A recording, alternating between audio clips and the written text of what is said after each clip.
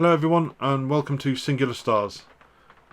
In this video I'm going to be talking about the playthrough I just had of City of the Big Shoulders and the solo variant, and just kind of talking through how I felt it went and how the AI behaves, and a little bit about City of Big Shoulders as well. Okay, so that was really good. I really enjoyed the way the AI played. It's not too hard to manage. You can play through pretty quickly. The only thing I was disappointed in was obviously I'm using this dice app, Sophie's Dice, and there's a lot of talk in the app about how fair the dice are, and I'm sure they are fair. But the AI was pretty unlucky with its rolls. On the 2d6s, I'm sure if you plotted the rolls that the AI got, it was getting a lot of 2s and 3s towards the start. It generally didn't get some particularly good numbers, which means it didn't buy as many shares as it could have done in the shares round, and it wasn't getting very high values for its dividends. So it did lose a little bit of competitiveness. Now, when playing against humans, you could have the same thing happen.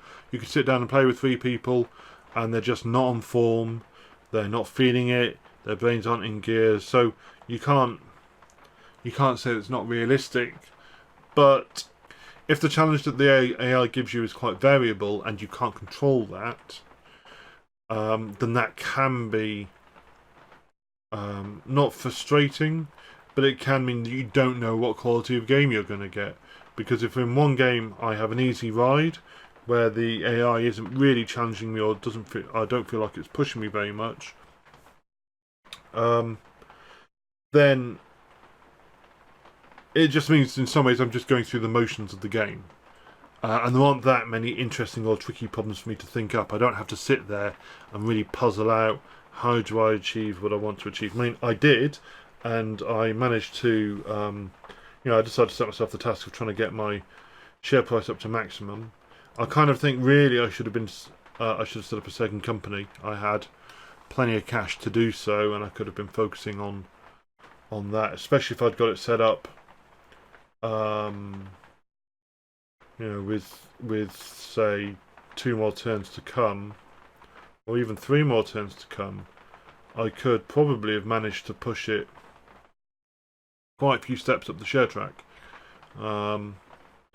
which would maybe have tripled the value I had on invested on those shares. But that's kind of by the by. It's also, the game has taken a reasonable amount of time. It didn't feel too long. It felt enjoyable, but I am quite conscious at the period of time that it's taken to play through. And so I did want to kind of push on towards the end, because I was winning, or because I felt like I was winning so much.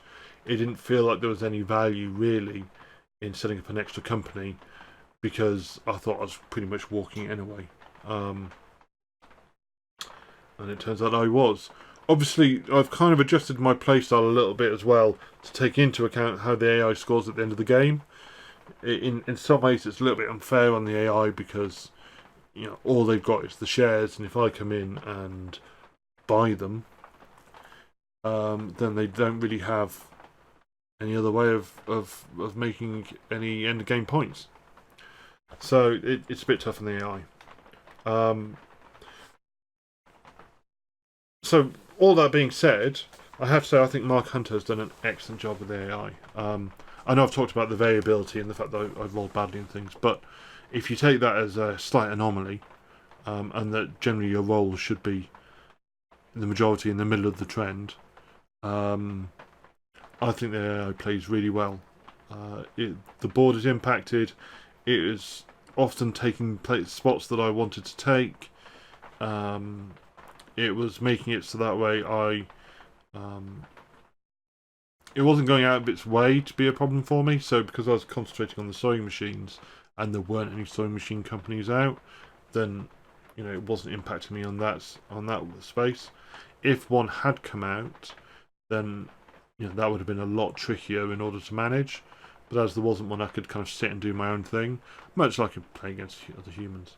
So it's not perfect by any means. It's not identical to playing against other people. But if you want to get a feel for playing the game, if you just feel like sitting down and playing the game, and you don't have three other people who are up for it, then it works. It works perfectly well enough if you just want to sit down and play the game. The changes they make to the rules are minimal. You're playing what feels like the same game. The bit with the dice and the cards isn't my most favourite way of handling these things. I'm not keen on drawing from a deck of cards particularly, just because I don't tend to keep a deck of playing cards lying around. But maybe actually it would have felt a bit better, because things like in the late game where I'm rolling the dice in order to effectively draw a card, and I keep drawing ones that are already taken, the ability to remove cards from the deck as they've been played would definitely be an improvement. So actually, I could see that being definitely being an improvement. Of course, it wouldn't be too hard for someone to build, a pretty simple app that does the randomization for you, and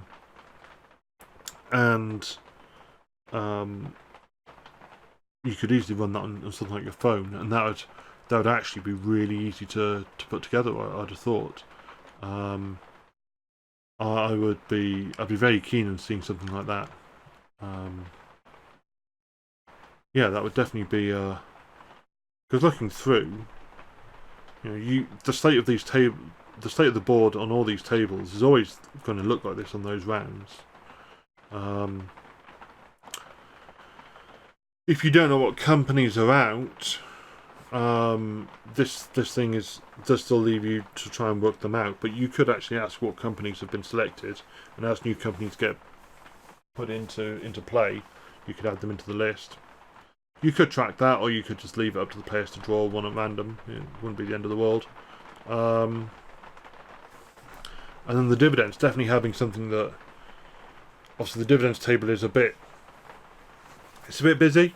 It works, but it is quite easy to forget the demand track. That's probably more of a failing on me, but because there's potentially 1, 2, 3, 4, 5 things happening on that on a cell, it is a little bit possible to forget stuff. But yeah, I keep highlighting things that could be made better, and that feels a little bit unfair, because it works. You can get on, you can play, and it was an enjoyable game. I'd have preferred if it was a bit tougher, but I don't think that actually takes away from the enjoyment. I've played through the game.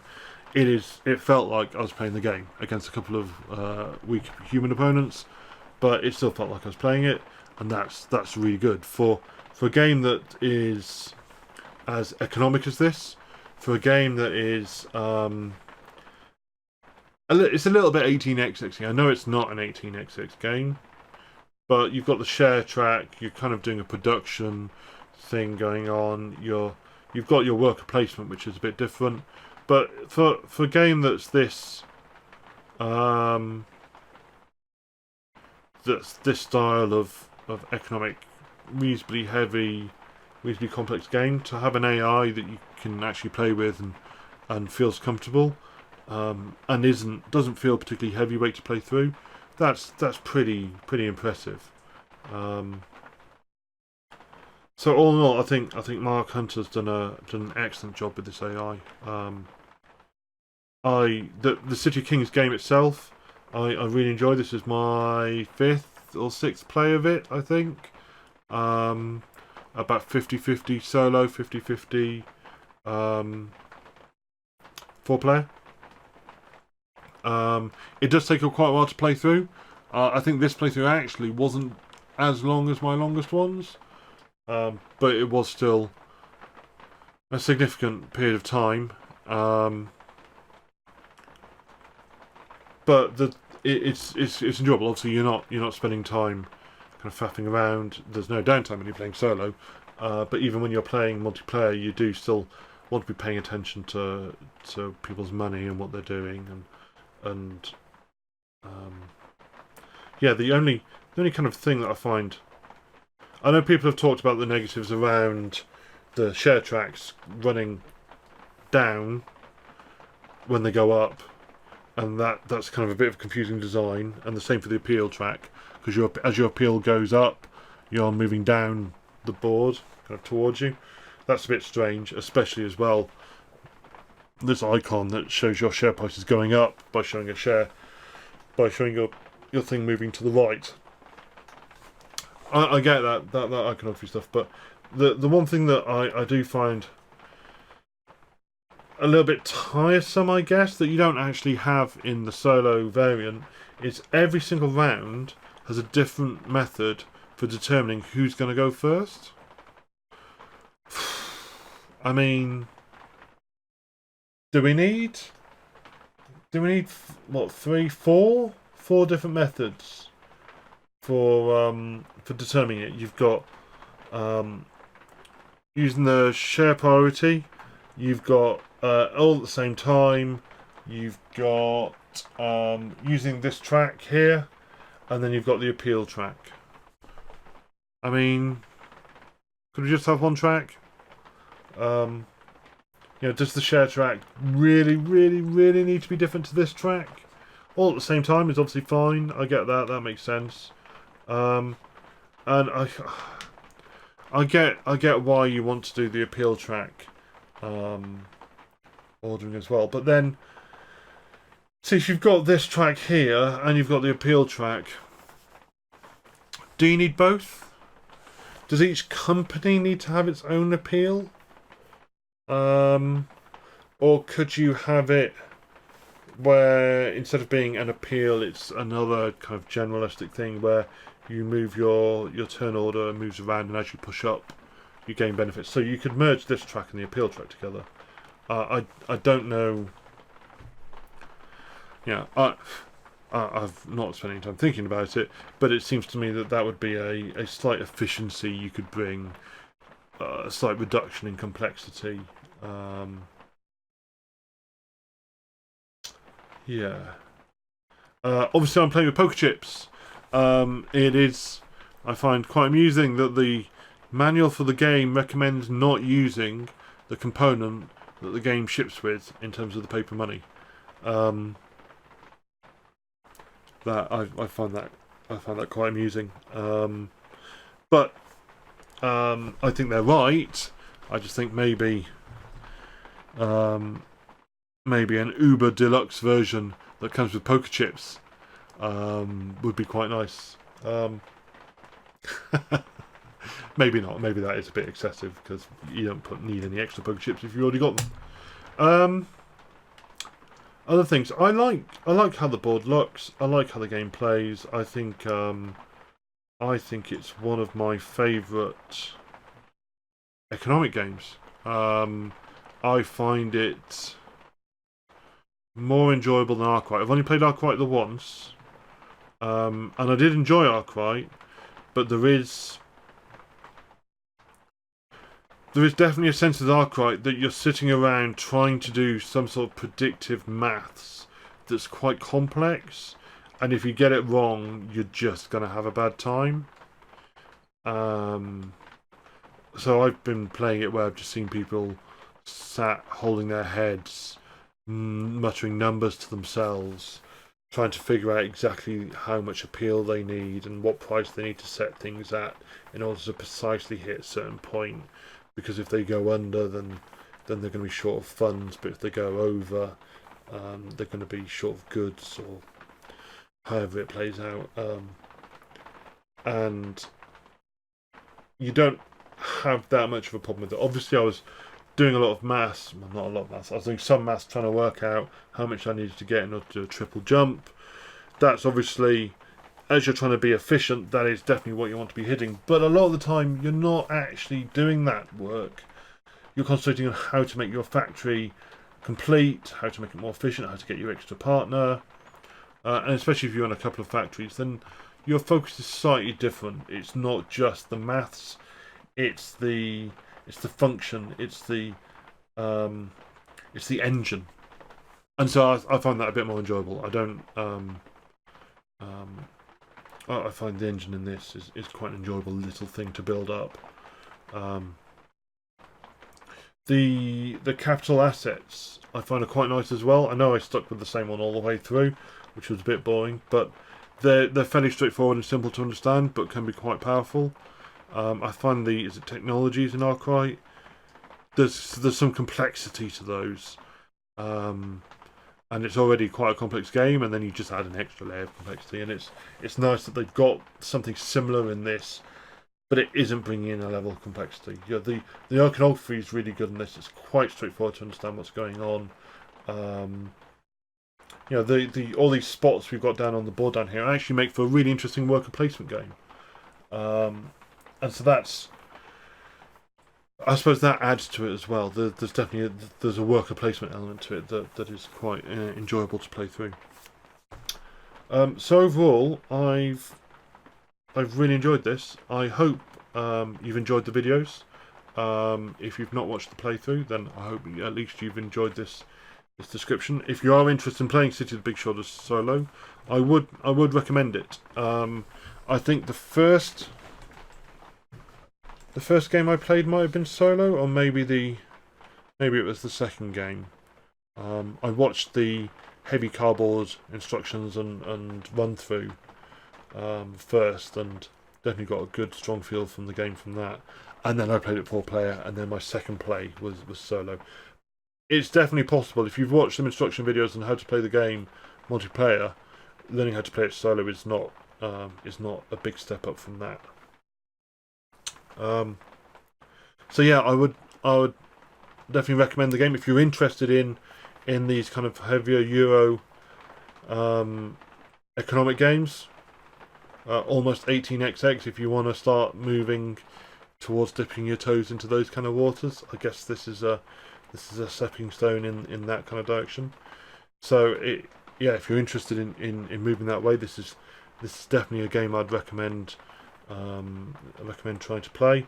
And if you're into solo games and games of this kind of complexity, then I would definitely say playing the solo variant is